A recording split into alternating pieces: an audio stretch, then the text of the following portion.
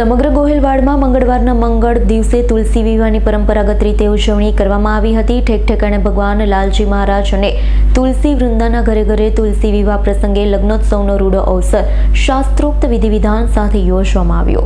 કારતક સુદ 11 એટલે પ્રબોધની દેવઉઠી એકાદશી તુલસી વિવાહનો પવિત્ર દિવસ. તુલસી વિવાહનો પર્વ દર વર્ષની પરંપરા મુજબ ભાવનગર શહેર અને જિલ્લામાં શાલિગ્રામ ભગવાન અને માતા તુલસી વૃંદાનો રૂડો લગ્નોત્સવ ઉજવાયો હતો.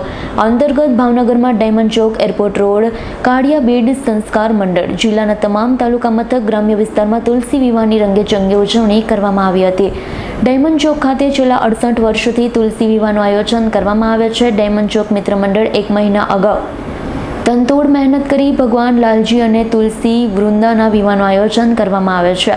તુલસી વિવાહ પ્રસંગે ઠેક ઠેકાણે મંડપ રોપણ, પૂજન વિધિ, ભગવાન લાલજી મહારાજની જોડેરી જાન અને વાજતે ગાજતે નીકળી લગ્ન મંડપમાં પહોંચી હતી. લગ્ન ગીત, ફટાણા, મંત્રોના ઉચ્ચારણ, આતશબાજી સાથે હસ્તમેળાપની વિધિ સંપન્ન થઈ હતી. ઉપરાંત તુલસી વિવાહના પાવન દિવસે ગોહિલવાડ વાસીઓએ ઘેર ઘેર હરખની રંગોળી રચી તુલસી ક્યારા આસપાસ દીપ પ્રગટાવી તુલસી માતાનું પૂજન અર્ચન કર્યું. તુલસી વિવાહ સાથે જ શિયાળુ લગ્ન સિઝનનો પ્રારંભ થતાં આગામી દિવસોમાં લગ્ન ગીત અને ડીજે સંભળાતા રહેશે. ઇરફાન સોલંકીનો રિપોર્ટ, S9 ન્યૂઝ, ભાવનગર.